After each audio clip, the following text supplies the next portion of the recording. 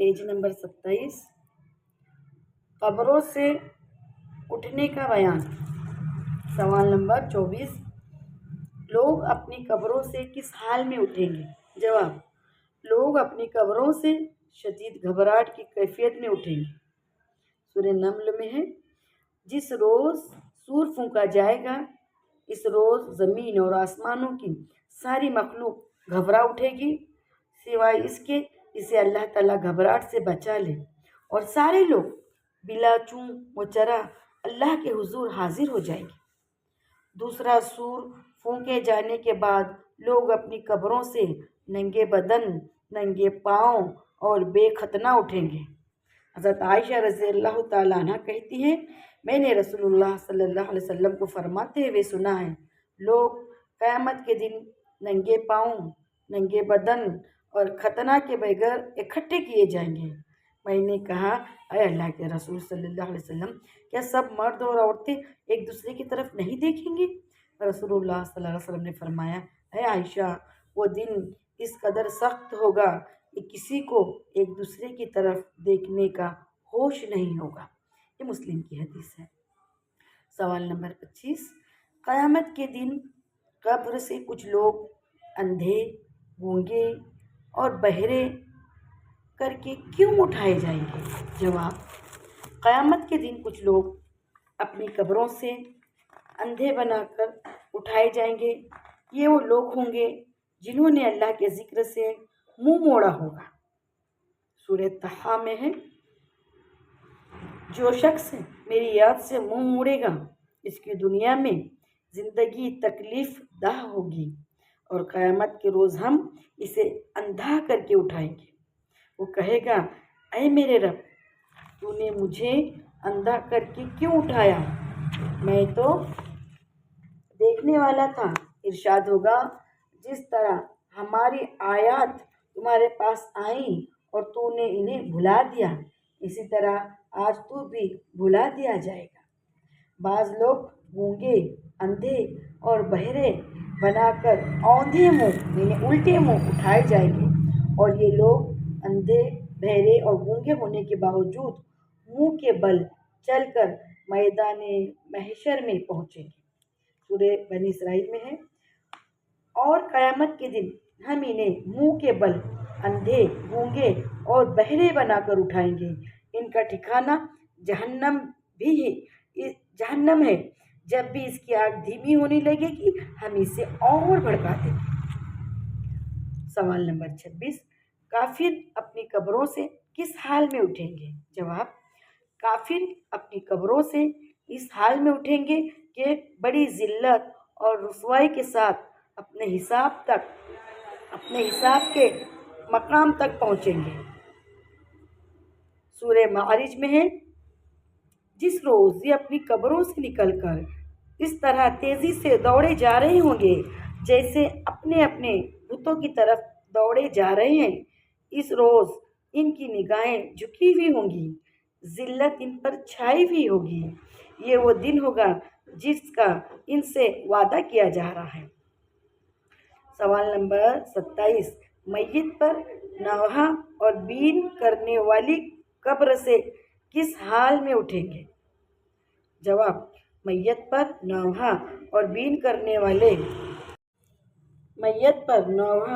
करने वाली औरत अपने कब्र से इस हाल में उठेगी, अपने जिस्म को खुजली की वजह से ज़ख्मी कर रही होगी।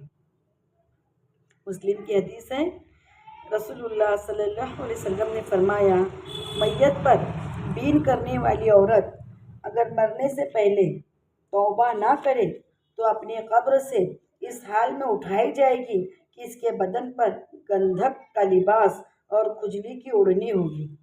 यहाँ पर बीन करना मतलब मैयत पर सीना पीट कर रोते, बाल नोचते, अपना गिरेबान फाड़ देते, इसको बोलते हैं बीन करना, नौहा करना। सवाल नंबर 28, अहले ईमान जब अपनी कब्रों से उठेंगे तो उनका हुलिया कैसा होगा? जवाब, अहले ईमान जब अपनी कब्रों से उठेंगे तो ना उनकी दाढ़ी होगी और ना मूछें, और सुरमगी आँखों के साथ 30 साल की उम्र के साथ उठेंगे।